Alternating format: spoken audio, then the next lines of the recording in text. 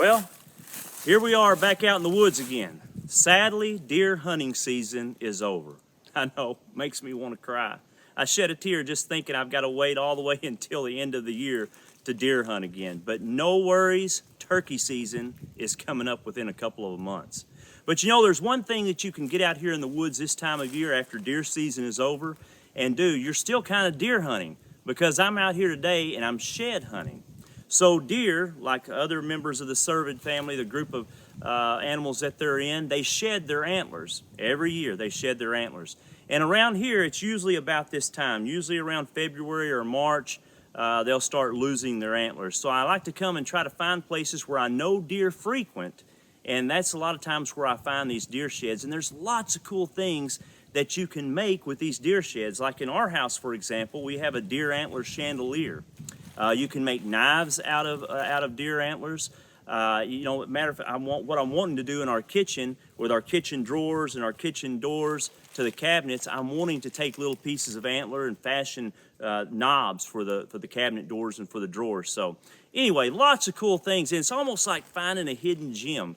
You know, if you're a hunter, or even if you're just someone who's wanting to do crafts, because you can put them in wreaths, you can put them in different arrangements throughout the house. So anyway, time to get out in the woods and look for these deer sheds. And like I said, I try to go to places where deer frequent. And that's what this is right here. I'm along a barbed wire fence, and there's a deer trail that I know on our property that comes across here, and they jump this barbed wire fence when they're going from one piece of property to the next.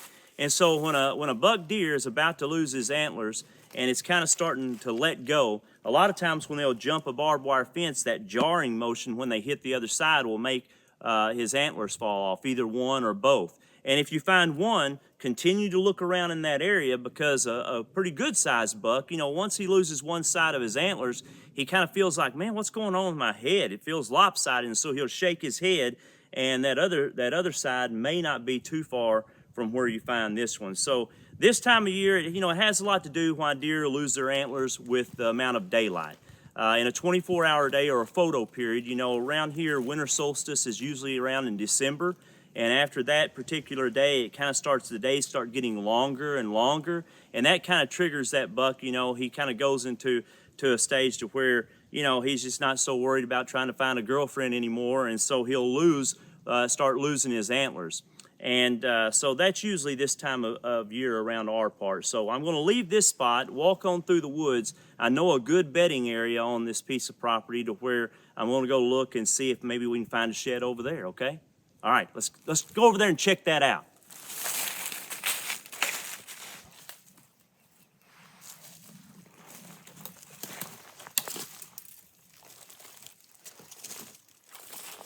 Well, I just got through checking out that bedding area, and like I said, I know that they bed here a lot.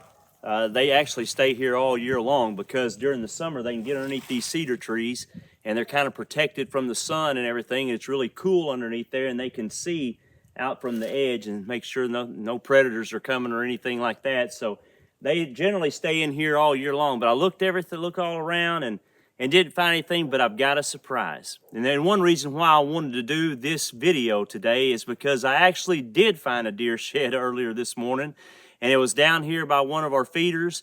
But I was hoping to find another one, but I'll just have to keep searching these next couple of weeks. But let's go down there, and I'm going to show you that one that I found this morning and tell you a little bit more about shed hunting, all right? All right, let's go down that way.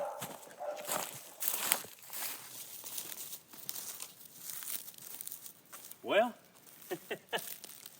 there it is. Golly, isn't that cool? That is like finding a nugget of gold out here to me. I mean, isn't that neat? Wow. Looks like it probably come off a 10-point this past year. It's got 5 points on this one side. And I'd say probably for here in our area, this is probably about a 3.5-year-old deer. Solid bone. You know, an antler, that's what it's made of. It's bone. It is bone. Because a deer, like we talked about earlier, he is a member of a group of animals called cervids, right? So in the cervids, you'll have elk, you'll have moose, you'll have caribou, other species of deer. And so what happens with a deer is, you know, we talked about why they shed their antlers this time of year. But what will happen now is they'll start growing new ones here pretty soon. And each year they get a little bit bigger until they get a little older, and then they kind of start going downhill with their antlers. But what'll happen now, you know, those bucks, they're not really worried about going out and looking for a girlfriend, so they're just kind of hanging out with the guys here starting pretty soon. And as their antlers grow, they'll be covered with this membrane called velvet. It's what we call velvet, full of tiny little blood vessels that kind of help protect that bone as it grows. And then later on in the summer, when the days start getting shorter again, then all of a sudden they start thinking, hey, you know, I wonder where the girls are. And so about that time, their antlers will stop growing, and that membrane, that velvet, will kind of start drying up. And that's what you find where they rub up on trees and saplings. They're rubbing that velvet off of there to get that velvet off. And so pretty neat, a lot different from other animals like sheep and goat and buffalo. They're members of a group of animals called bovids. And so what happens there, they have this keratinized hair that kind of grows over a bony core, and they continue to grow. So they have horns. That group of animals, bovids, have horns. And so they just continue to grow, and they never lose those horns. So super neat. And I figure what happened again, we're in an area that I know deer frequent, obviously, because we have a feeder right here. And most of the time we have this planted in a food plot. We didn't get a chance to do that this year, but we like to feed corn and protein pellets this time of year. And I imagine what he was doing, he was here feeding and probably tapped his antler right there on that feeder leg, and it kind of fell off. So what I'll do when we get through here with this devotional, I'll go out here and I'll kind of take a look around, see if I can find his other side. And that's kind of what gave me an idea for this time today. When I found this morning, I thought, what a great devotional. And you know, if you get a chance though, before we get into that, and you get a chance this year, get out in the woods this time of year and go shed hunting. I mean, it's just awesome because you can make all kinds of decorations, maybe some knives and different things like that out of deer antlers, all right? And you know, another thing too is when you're shed hunting, you know, it's helpful if you know the area, right? Just like earlier when we were checking that fence line, you know, it's where I knew that deer traveled quite a bit. And again, in the area where they bed down in that cedar thicket over there. And of course, over here where they're feeding, you know, around this feeder or a food plot. Know the area, you know where to look. You know, this is how it is with Scripture too, isn't it? I've had a lot of people say that to me that they are struggling with something and they want to know what God says about it, but they don't know where to look. You know, the Bible is more like a library than just a book. It's made up of 66 books. So if you're searching for something in particular, you have to know the area, don't you?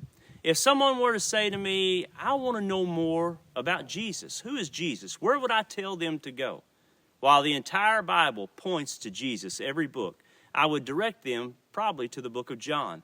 This particular book describes his life from beginning to end and will help someone understand that Jesus loves them. He died for them. He defeated death and desires a relationship with them. It shares exactly what Jesus came to offer to us. You know, in John 3:17 through 18, it says, For God sent not his Son into the world to condemn the world, but that the world through him might be saved. He that believeth on him is not condemned, but he that believeth not is condemned already, because he hath not believed in the name of the only begotten Son of God. When you search for answers, do you know where to look? The best way to be more familiar with the area is to get into the Word, isn't it? On a daily basis. The Bible is God's holy Word, full of truth, direction, sometimes correction, and it's what we use to guide our path and to be our compass. And if you don't know where to start with the book of John.